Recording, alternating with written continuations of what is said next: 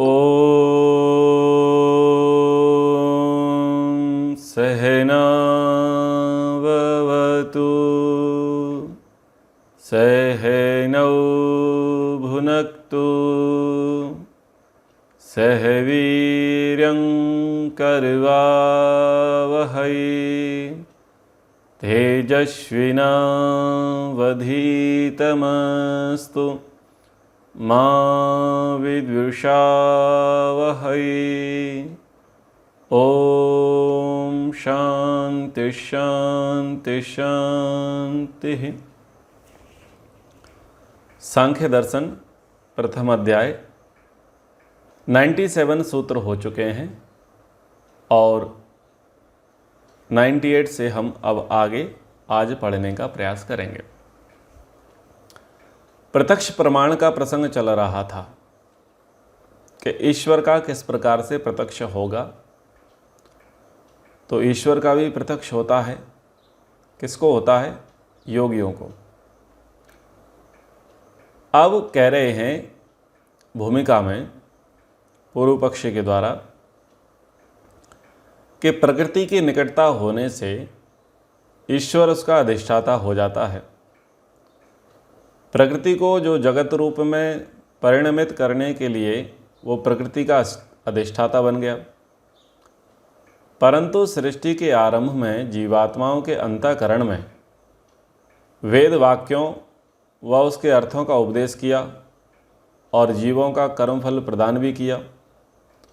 ये सब कैसे हुआ? बात ये चली थी कि तीन अनादि पदार्थ हैं, ईश्वर है, जीवात्मा है और प्रकृति है। प्रकृति कैसे बनी? बोले प्रकृति स्वयं नहीं बन सकती क्योंकि वह जड़ है, चेतन नहीं। तो क्या प्रकृति का निर्माण जीवात्मा ने किया? तो जीवात्मा ने प्रकृति का निर्माण नहीं किया क्योंकि वह सामर्थ्यशाली नहीं था, मूर्छित अवस्था में था। जिसको खुद ही सुध-बुध नहीं है वो भला क्या ही करेगा, और फिर उसमें पूरा सामर्थ्य भी नहीं है कि कुछ निर्माण कर सके। तो सामर्थ्यशाली कौन था वहाँ पर? परमात्मा। परमात्मा ने देखा कि ये मटेरियल पड़ा हुआ है और ये लोग जो हैं जीवात्मा, ये यहाँ पर पड़े हुए हैं, तो अगर मैं इनके कल्याण के लिए कुछ बना दूँ तो इनका कुछ भला हो जाए। तो भगवान ने जीवात्मा के हितों को ध्यान में रखते हुए प्रकृति से सृष्टि बना दी और उस प्रसंग को समझा दिया गया पिछले सूत्रों में। यहां पर पूर्व पक्षी कह रहा है कि ये बताओ हुआ कैसे, ये सब संभव हुआ कैसे? तो सूत्र संख्या 98 और 99 एक साथ हैं। सिद्धि रूप बोधृत्वात् वाक्यार्थोपदेशः अंतःकरणस्य तद उज्ज्वलित्वालोहवत् अधिष्ठातृत्वम्। सूत्रार्थ पढ़ते हैं। ईश्वर नित्य ज्ञान प्रदाता होने से सृष्टि के आरंभ में जीवों के अंतःकरण में वेद वाक्यार्थ का उपदेश करता है और अंतःकरण को ईश्वर द्वारा विकसित किए जाने से ईश्वर का जीवों पर अधिष्ठातृत्व या स्वामित्व होता है, जैसे लोहे में अग्नि का। ये सूत्र दोनों ही बड़े अच्छे हैं और आपके लिए प्रमाण का कार्य करेंगे। जब वेद मान्यता वाले लोग सृष्टि उत्पत्ति का प्रसंग सुनाते हैं और बताते हैं कि अमैथुनी सृष्टि हुई और सब जीवात्माएं जो मनुष्य रूप में आईं वो युवावस्था में धरती को फाड़ करके निकली, धरती के गर्भ से निकली। फिर परमात्मा ने उनको ज्ञान दिया। तो ये सारा प्रसंग जब सुनाया जाता है तो ऐसे प्रश्न खड़े होते हैं कि आखिर कैसे हुआ। तो यहाँ पर चीज़ें इन दो सूत्रों से स्पष्ट हो जाती हैं। ईश्वर नित्य ज्ञान प्रदाता है सदा से, उसका धर्म ही है ज्ञान का प्रदान करना। क्यों? वह ज्ञान से ओतप्रोत है, परिपूर्ण है ज्ञान से। तो एक तो वो ज्ञान से परिपूर्ण है और दूसरा जीवात्मा जो है वो ज्ञान पिपासु है। दोनों बातें हैं। अगर जीवात्मा ज्ञान पिपासु ना होता तो परमात्मा ज्ञान ना देता। जब किसी की इच्छा ही नहीं है तो भला सामने से कुछ कार्य किया जाएगा? नहीं किया जाएगा। परमात्मा प्रकृति को ज्ञान देता है? नहीं देता, क्योंकि प्रकृति में ज्ञान की पिपासा है ही नहीं। उसके अंदर ज्ञान गुण नहीं है। प्रकृति के अंदर ज्ञान गुण किसके अंदर है? जीवात्मा के अंदर। न्याय दर्शन में 6 लक्षण जीवात्मा के कहे: इच्छा, द्वेष, प्रयत्न, सुख, दुख, ज्ञान। ये 6 चीज़ें किस में घटती हैं? जीवात्मा में घटती हैं। किस में नहीं घटती? प्रकृति में नहीं घटती। हम सब जीवात्माएं कुछ ना कुछ जानना चाहते हैं। सतत नए ज्ञान की खोज में रहते ही हैं कि हमें ये पता चल जाए, हमें ये पता चल जाए। क्यों पता चल जाए? ताकि हमारा जीवन बेहतर हो जाए, हम पहले से विकसित हो जाएं, पहले से अच्छे हो जाएं, पहले से सुखमय जीवन जीने लग जाएं। एतदर्थ ज्ञान पिपासा हमारी बनी रहती है। तो जीवात्माएं ज्ञान पिपासु हैं और परमात्मा ज्ञान का भंडार है। तो इसलिए ईश्वर नित्य ज्ञान प्रदाता होने से सृष्टि के आरंभ में जीवों के अंतःकरण में वेद वाक्यार्थ का उपदेश करता है। वेद का उपदेश क्यों करता है? किसी अन्य चीज का उपदेश क्यों नहीं करता? अगर किसी अन्य चीज का उपदेश करता तो फिर आप क्या बोलते? मान लीजिए कुरान का उपदेश करता, तो फिर आप ये बोलते कुरान का उपदेश क्यों किया, वेद का उपदेश क्यों नहीं किया? अशोक वाटिका न्याय चलता है न्याय दर्शन में। अशोक वाटिका न्याय में क्या प्रसंग आता है कि माता सीता जी को रावण हरण करके लंका ले जाता है। लंका ले जाता है तो उनके लिए जो गृह बनाता है, आवास की व्यवस्था करता है, जहाँ पर उनको बंदी बना करके रखा जाता है, तो अशोक वाटिका का वृक्ष होता है जिसके नीचे उनके आवास की व्यवस्था होती है। तो अब लोग कहते हैं कि अशोक वाटिका यानी अशोक वृक्ष के नीचे ही क्यों किया? तो बोले ये कोई तुक नहीं है। अगर नीम के पेड़ के नीचे रखते तो फिर बोलते कि नीम के पेड़ के नीचे क्यों रखा, पीपल के पेड़ के नीचे क्यों नहीं रखा। और पीपल के पेड़ के नीचे रखते तो बोलते यहाँ क्यों रखा, आम के पेड़ के नीचे क्यों नहीं रखा। तो इन बातों का कोई मतलब नहीं है। जिसकी जैसी सुविधा वैसा किया जाएगा। तो परमात्मा की सुविधा क्या थी? वेद ज्ञान की। विद विचारणे विद सत्तायाम विद जाने। तो जिससे विचार किया जाए, जिसकी सत्ता हो, जिससे ज्ञान प्राप्त हो, वही वेद है। तो वेद वाक्यार्थ का परमात्मा ने उपदेश दिया। वेद क्या है? थ्योरी। और संसार क्या है? प्रैक्टिकल। वेद में जो जो शब्द लिखे हैं, उन शब्दों के जो जो अर्थ बताए हैं, वो अर्थ प्रकृति के पदार्थों में घटते हैं। जब प्रकृति के पदार्थों में वो अर्थ घटते हैं तो उन पदार्थों के नामकरण वेद आधार पर हुए। यथा पृथ्वी,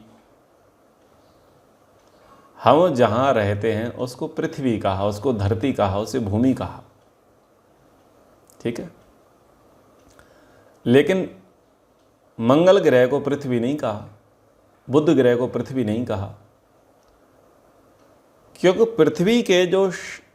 पृथ्वी जो शब्द है उसका जो अर्थ है वो अर्थ हमारी धरती पर घटता है, अन्य जगह पर नहीं घटता।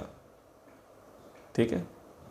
जल शब्द है तो जल शब्द है, और जल शब्द के जो अर्थ व्युत्पत्ति कही गई है वो हमारे यहाँ जो वाटर है, पानी है, वारी है, नीर है, उसमें वो घटते हैं।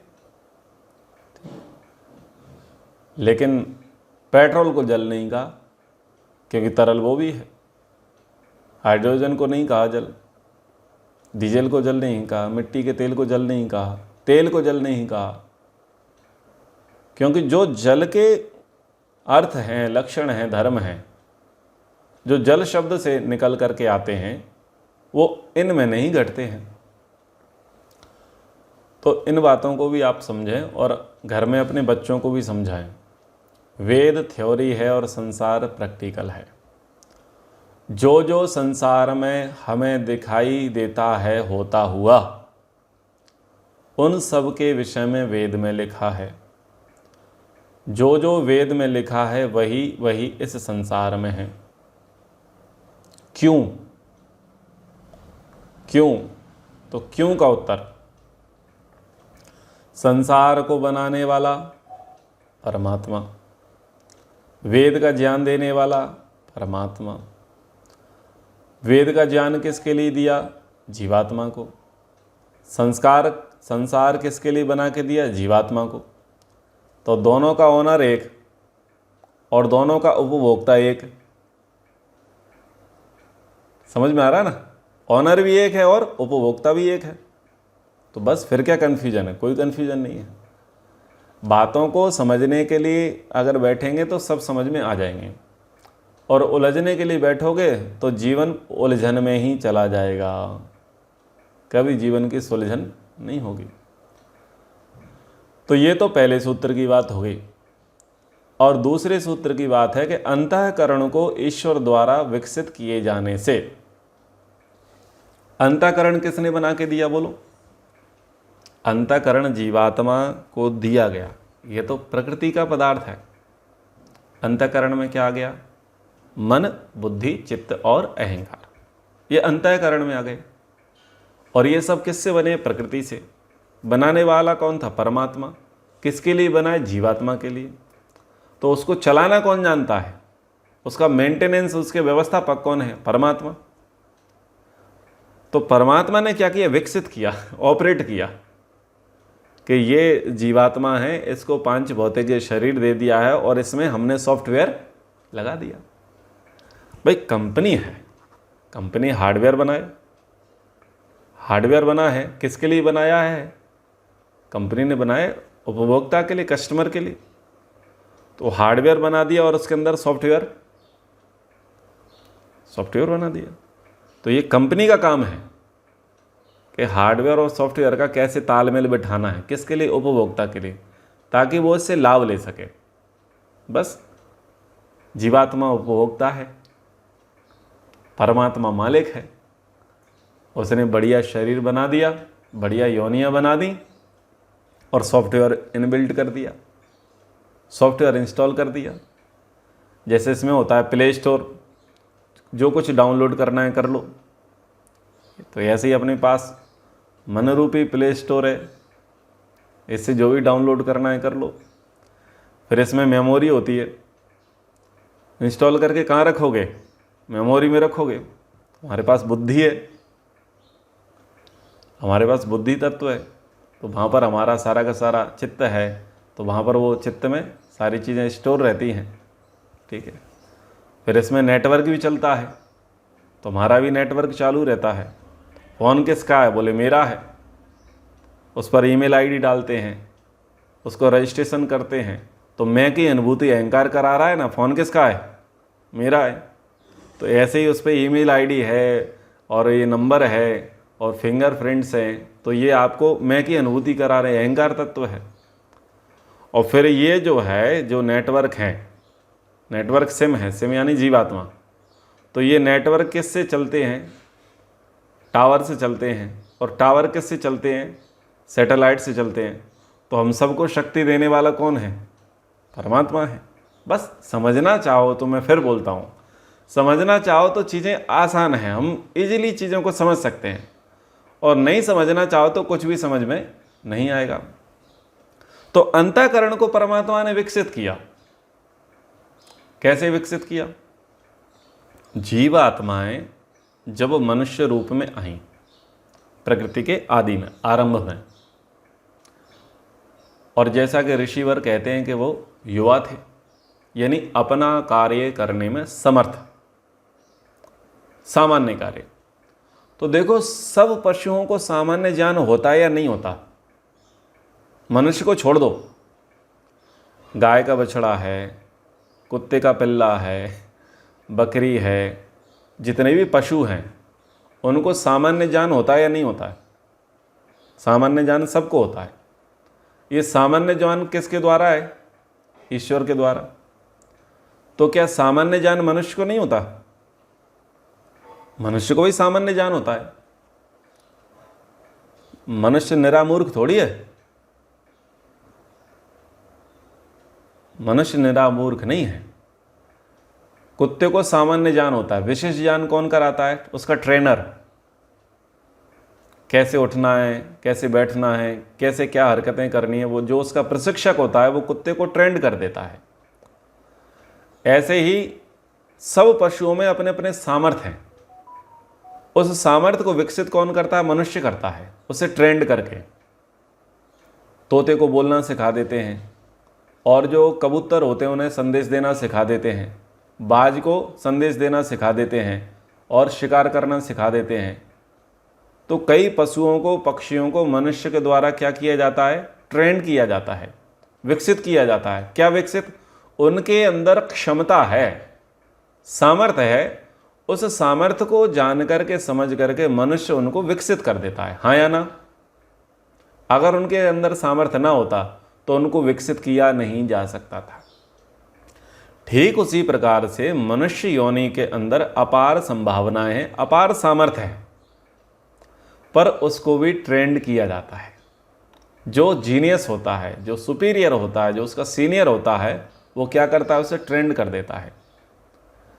जैसे मार्शल आर्ट्स में ट्रेंड कर देते हैं। आजकल बच्चे आंखों पे पट्टी लगाते हैं और कलर वगैरह देख लेते हैं, दोनों हाथों से लिखना सीख जाते हैं, ठीक है, अंधेरे में भी निशाना मारना सीख जाते हैं। तो कितनी प्रकार की विधाएं हैं जो उनका योग प्रशिक्षक क्या करता है? उनके अंदर उस चीज़ को विकसित कर देता है। सबके अंदर सामर्थ्य है, लेकिन योग्य गुरु क्या करता है? उनके सामर्थ्य को बढ़ा देता है, विकसित कर देता है, ट्रेंड करता है ना। तो अब इतनी बात समझ गए आप। अब मुद्दे पर आ जाते हैं। तो जीवात्माएं जब सृष्टि के आरंभ में थीं, आदि में थीं, तो सामान्य ज्ञान उनको था, सामान्य ज्ञान था। लेकिन कुछ जीवात्माएं ऐसी थीं जो बहुत पवित्र आत्माएं थीं, और वो सामान्य से विशेष थीं। जो जन समुदाय था उस सामान्य में से विशेष थीं। जैसे मुंबई में बहुत सारे झुग्गी झोपड़ बस्तियों में रहते हैं, बहुत सारे लोग गाँव में रहते हैं, अलग अलग जगह पर कुछ बच्चे एक्स्ट्रा ऑर्डिनरी होते हैं, समान स्लम एरिया में रह रहे हैं, असुविधाओं में रह रहे हैं, लेकिन कुछ विशेष योग्यता वाले होते हैं, हुनरबाज होते हैं। बस वो कहीं से कुछ न कुछ सीख लेते हैं और अपनी कलाकारी दिखा देते हैं। यानी वो विशेष योग्यता वाले थे, सामान्य में से विशेष थे। तो ये तो मैंने छोटा उदाहरण दिया है ताकि बात आपको ठीक से समझ में आ जाए। तो ऐसे ही सृष्टि के आदि में सामान्यों में भी कुछ विशेष जीवात्माएं भी थीं, जिनको हम बोलेंगे पवित्र आत्माएं। उन पवित्र आत्माओं ने क्या किया? कुछ विशेष एफर्ट लगाने का प्रयास किए, और विशेष एफर्ट उन्होंने लगाने का प्रयास किए तो परमात्मा ने उनको पूरी पूरी सहायता दी, उनके अंतःकरण को विकसित किया, अंतःकरण को विकसित किया। जैसे एक मोटी मोटी बातें, सब लोगों की बुद्धि किसी फील्ड में नहीं चलती, और किसी एक व्यक्ति विशेष की बुद्धि उस फील्ड में चल जाती है। जैसे कंस्ट्रक्शन का काम हो, गृह निर्माण का कार्य हो, डिज़ाइनिंग का काम हो, पेंटिंग का काम हो, किसी चीज़ के निर्माण, कुछ भी क्रिएटिविटी का काम हो, और 50 लोगों को ला करके खड़ा कर दिया जाए, ये प्रोजेक्ट है और इस प्रोजेक्ट पर काम करना है, तो कई सारे लोगों के तो तोते उड़ जाएंगे, क्योंकि वो बोलेंगे हमारी तो कोई स्किल नहीं है, हमें तो कुछ समझ में भी नहीं आता। और कुछ उसमें से गिने चुने लोग ही होंगे जो आगे आकर के कह सकते हैं कि हम इसमें कुछ कर सकते हैं, इस विषय में हम कुछ कर सकते हैं, कुछ करने का प्रयास करते हैं। तो वो कुछ कर सकते हैं यानी वो आगे निकल करके आए, फिर वो कुछ करेंगे, करते करते क्या होगा, फिर ओहा निकलेगी, कुछ प्रेरणाएं निकलेंगी, ठीक है, कुछ उनके मन में कुछ भाव जागृत होंगे करते करते, तो उसमें वो धीरे धीरे सुधार लाएंगे, निखार लाएंगे और डेवलप हो जाएंगे। तो ये सामान्य रूप से देखा जाता है। तो अब सृष्टि के आदि काल में समझते हैं कि वो जीवात्माएं थीं, पवित्र आत्माएं थीं, उन्होंने देखा इतना सारा जन समुदाय है और अब देखो सब पीड़ित भी हो रहे हैं, सबके गले भी सूख रहे हैं, सबकी ऊर्जा भी नष्ट हो रही है। तो धीरे धीरे लगा के चलो, ये पेड़ लगे हैं, इनमें कुछ फल लगे हैं, इनको खा लो। तो धीरे धीरे कुछ चीज़ें समझ में आई होंगी, कुछ वर्षों तक वो धीरे धीरे विकास के लिए प्रयास कर रहे होंगे, 4-5 वर्षों तक। और जो विशेष व्यक्ति होंगे वो विशेष रूप से उनको बता रहे होंगे कि भाई इधर जाने से बचो, उधर जाने से बचो, गड्ढा है, अगर हम इसमें गिर गए तो उठ नहीं पाएंगे। तो सामान्य बातें उनको, सामान्य से विशेष बातें उनको पता चली। तो वो विशेष ज्ञान वाले व्यक्तियों के अंतःकरण में परमात्मा ने प्रेरणा दी और परमात्मा ने उनको समाधि लगवाई कि हम बताते हैं तुम्हें समझ कैसे चलेगा, इसे संसार को क्या कहते हैं। तो परमात्मा ने 4 पवित्र आत्माओं को उनके अंतःकरण में वेद का ज्ञान दिया, ऋग्वेद, यजुर्वेद, सामवेद, अथर्ववेद। और फिर उन पवित्र आत्माओं के नाम अग्नि, वायु, आदित्य, अंगिरा ये धरे गए। तो इस प्रकार से हुआ,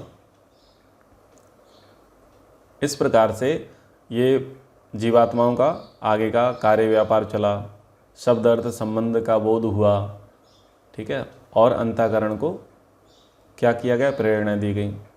तो केवल 4 के अंतःकरण को प्रेरणा नहीं मिली, सभी के अंतःकरणों को प्रेरणाएं मिली। 4 को तो विशेष ज्ञान, वेद का ज्ञान दिया गया, लेकिन सामान्य रूप से अंतःकरण के को विकसित करने का काम परमात्मा ने किया। आज भी आपके और हमारे अंतःकरण को परमात्मा विकसित करता है कि नहीं करता है? करता है। हम उसी के लिए सबसे ज़्यादा प्रार्थना करते हैं, हमको मन की शक्ति देना, मन विजय करें। तो हम प्रार्थना करते हैं, मन के लिए प्रार्थना करते हैं, हम बुद्धि की याचना करते हैं मंत्रों में। क्यों कर रहे हैं? कि हम चाहते हैं कि हमारा अंतःकरण में प्रेरणा आवे, हमारा अंतःकरण शुद्ध पवित्र हो। क्यों? साधन जितने बढ़िया होंगे तो साध्य तक उतनी आसानी से पहुंचा जा सकता है, और साधन यदि गड़बड़ होगा तो साध्य की सिद्धि नहीं होगी। अब 1000 किलोमीटर की यात्रा करनी है और बैलगाड़ी से करेंगे तो जमाना बीत जाए, पहुंचेंगे नहीं पहुंचेंगे कोई पता नहीं, लेकिन फ्लाइट से 1 घंटे में पहुंच जाएंगे। तो साधन जितना बढ़िया होगा, साध्य की सिद्धि उतनी अच्छी होगी और उतनी जल्दी होगी। तो इसलिए हम किसके लिए बल मांगते हैं? हम बुद्धि के बल की और मन के बल की याचना करते हैं। तन्मे मनः शिव संकल्पमस्तु, धियो यो नः प्रचोदयात्, यां मेधां देवगणः पितरश्चोपासते। तो मन और बुद्धि की ही शुद्धि, पवित्रता की हम याचना करते हैं। आज भी करते हैं, पहले भी करते थे। तो परमात्मा अंतःकरण को प्रेरित करता आया है। अगर परमात्मा अंतःकरण को प्रेरित ना करता तो वो वेद में ना लिखता। क्या ना लिखता? कि मन को पवित्र करवा लो मुझसे तुम अपनी बुद्धि ठीक करवा लो। बोल देता साहब मेरा डिपार्टमेंट ही नहीं है। डिपार्टमेंट नहीं होता तो वो विधान भी ना करता।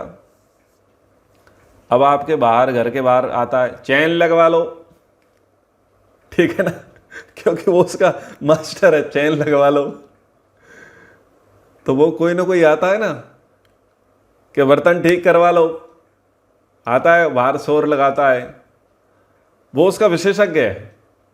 अब वो ये नहीं कहता चैन वाला मेरे से सुई लगवा लो, इंजेक्शन लगवा लो, ऑपरेशन करवा लो, वो ऐसा नहीं बोलता, क्योंकि वो उसका विशेषज्ञ नहीं है, वो चैन का विशेषज्ञ, इसलिए वो कहता है।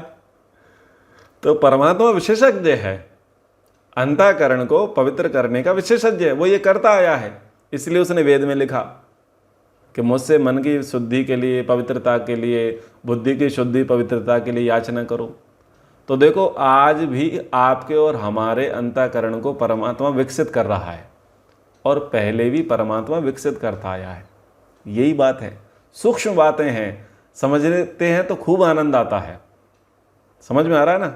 अगर उसका डिपार्टमेंट ही ना होता तो तुम कितने मत्था रगड़ते रह जाते, वो नहीं करता। लेकिन परमात्मा को कौन सा डिपार्टमेंट नहीं है? बोले मैं कट गया हूं, मेरा ऑपरेशन कर दो, मेरे पैर दर्द कर रहे हैं, पांव दबा दो, पेट दर्द कर रहे हैं, पेट ठीक कर दो। परमात्मा का ये डिपार्टमेंट नहीं है, नहीं है ना?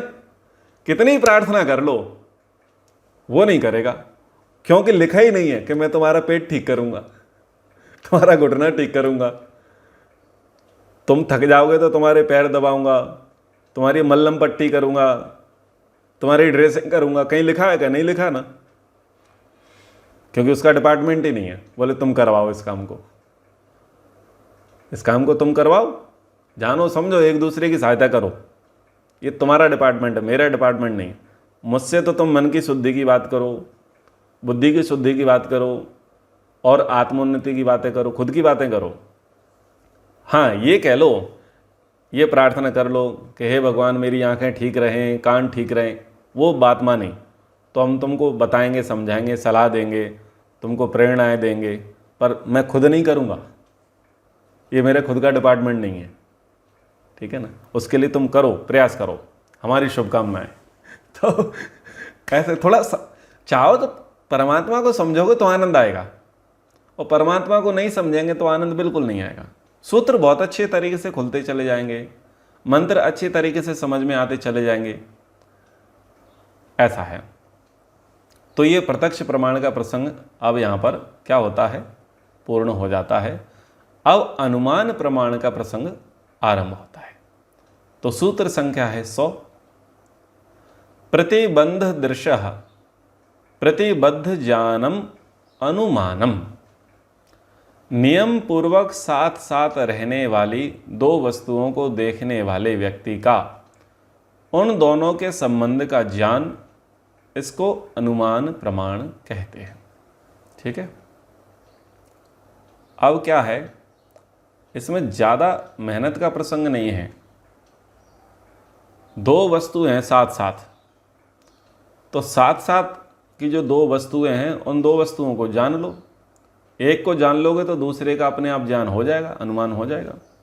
भाई धुआं हो रहा है, कहीं ना कहीं आग लगी होगी, बस इतना जान लो। आग है तो मतलब धुआं होगा, सामान्य चीज़ें जान लो। तो यहाँ पर जो ज्ञान के प्रसंग की बात आई, अनुमान के प्रसंग की आई, वो ये आई कि तीन पदार्थ हैं, ईश्वर, जीव, प्रकृति। परमात्मा सामर्थ्यवान है, शक्तिमान है, लेकिन जीवात्मा नहीं है। जीवात्मा नहीं है, और जीवात्मा कमजोर है, कम सामर्थ्यवान है, लेकिन परमात्मा है। तो एक के सामर्थ्यशाली होने से दूसरे का सामर्थ्यहीन होने का पता चलता है, एक के सामर्थ्यहीन होने से दूसरे के सामर्थ्यशाली होने का पता चलता है। ठीक है ना? एक के सर्वशक्तिमान होने से दूसरे के अल्प शक्तिमान होने का पता चल जाता है, अनुमान हो जाता है ना।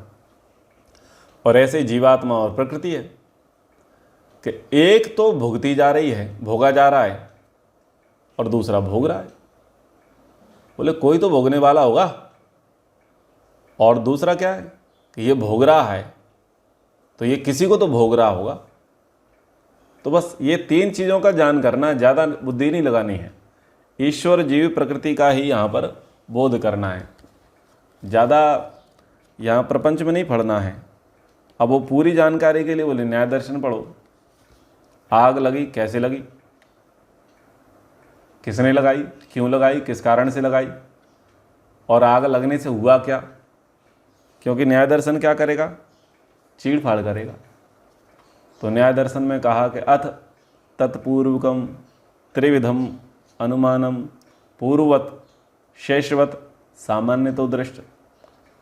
तो वहाँ विस्तृत रूप से अनुमान प्रमाण की चर्चा कहाँ पर करी गई है? न्याय दर्शन में।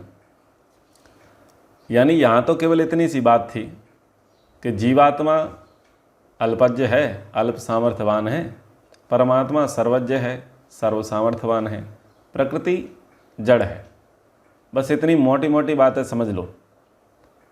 लेकिन न्याय दर्शन सबकी चीड़ फाड़ करेगा। क्यों हुआ, कैसे हुआ, किस लिए हुआ, कारण क्या था, इसके परिणाम क्या निकले, वो सारी वकालत न्याय दर्शन में चलती है।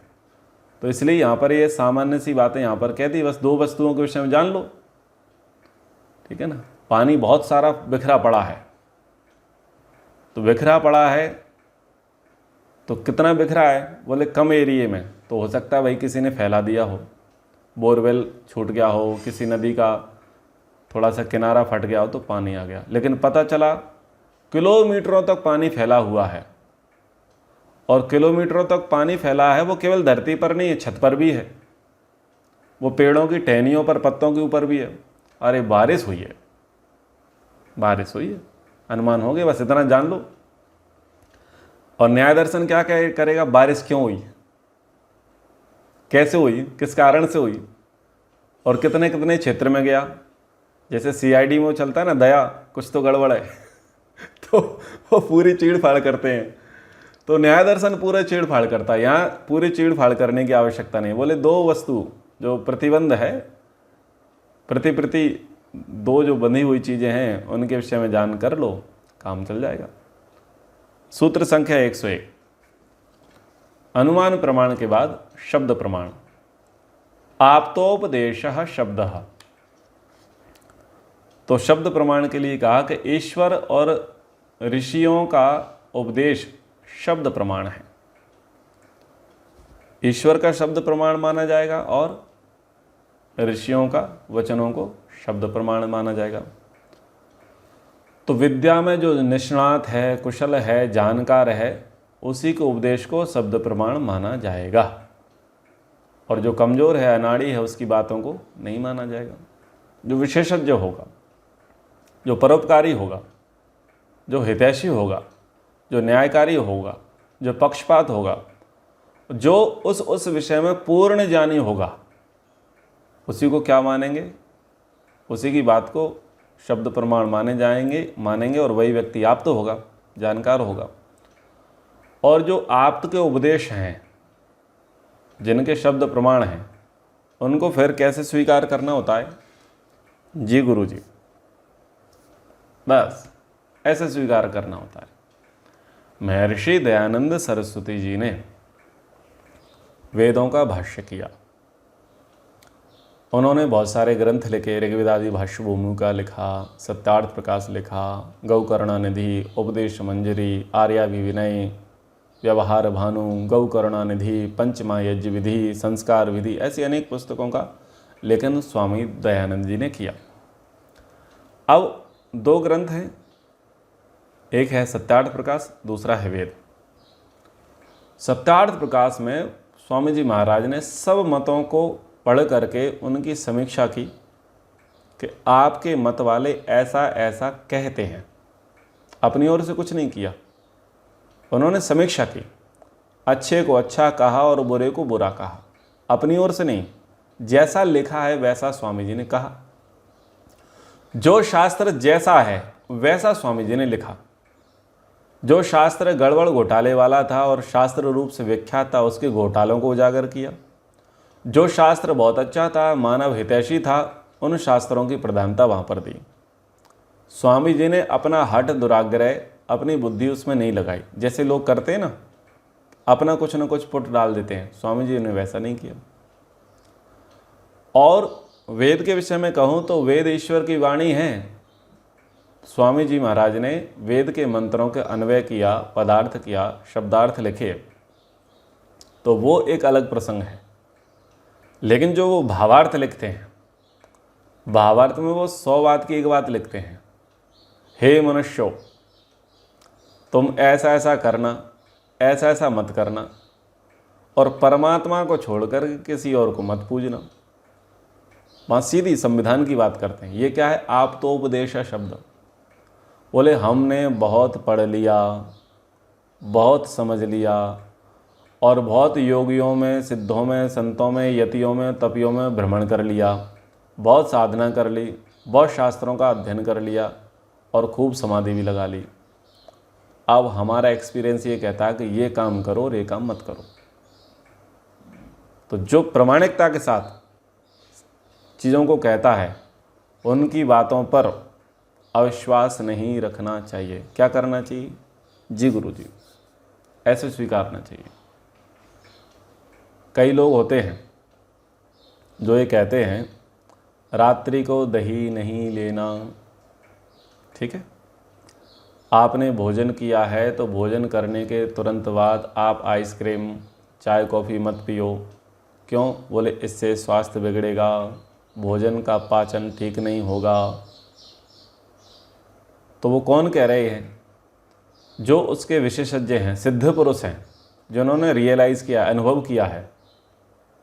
जैसे ये बिजली है, ये करंट मारती है, अगर तुमने इसे छुआ तो तुम किसी को छूने लायक नहीं बचोगे। तो इस बात को स्वीकारना है। जी सर, अविश्वास नहीं रखना है। ठीक है ना? ये पॉइजन है, साइनाइड है, और ये भयंकर है, एक बूंद अनेकों को मार सकती है। ये किंग कोबरा है, इसने डस लिया तो शांति पाठ पक्का है। तो ये क्या शब्द प्रमाण है कि नहीं है? शब्द प्रमाण है। इन शब्द प्रमाणों को आप क्या नहीं कर सकते? चुनौती नहीं दे सकते, चैलेंज नहीं कर सकते। अगर गला काट दिया तो शांति पाठ हो जाएगा। अब आप बोलोगे ना, हम तो नहीं माने तुम्हारे प्रमाण को। तो भाई देख ले, हम काट देते हैं, तू जिंदा रह ले तो देख लेते हैं। तो जैसे इन लौकिक चीज़ों में भी हम बहुत सारे लोगों के शब्द प्रमाण को मानते हैं, नतमस्तक होकर के मानते हैं। तो ऐसे ही ऋषियों के वचनों को, परमात्मा की वाणी, वेद को नतमस्तक होकर के स्वीकार करना चाहिए। अगर वो आपकी बुद्धि में नहीं घुसता तो वो वेद प्रमाण की, ऋषियों के प्रमाण की गलती नहीं है। किसकी गलती है? खुद की गलती है। जैसे कहा कि ये करंट है, इससे हाथ मत लगाना। अब वो तुम्हारी बुद्धि में नहीं घुसा तो नहीं घुसा, तो घुस जाएगा, हाथ लगा के देख लो। ऐसे ही ऋषियों के वचन हैं, वेदों के वचन हैं, आपको वो स्वीकार नहीं है, आपको समझ में नहीं आए। आप अपनी बुद्धि लड़ाते हो। बुद्धि लड़ाते हो तो लड़ा लो, और जो कहा गया है उसकी खोज करके देख लो। अगर वो गलत सिद्ध हो तो कहना। जो ऋषियों के वचन हैं और जो वेद के वचन हैं, आप देख लो, खोजबीन करके देख लो। अधिक जानकारी के लिए समाधि लगाएं, तो ऐसे चीज़ें पता चल जाएंगी। तो यहाँ पर कहा आप तो उपदेशः शब्दः, ईश्वर और ऋषियों के उपदेश को शब्द प्रमाण मानना चाहिए, और उन प्रमाणों को नतमस्तक होकर के स्वीकार करने चाहिए। तो इतने प्रसंग हो गए हैं। आगे हम 102वें सूत्र से पढ़ेंगे। समय के अनुसार कक्षा को यहाँ पर विराम करते हैं। ओम सर्वेभ्यो नमः। सबको सादर नमस्ते।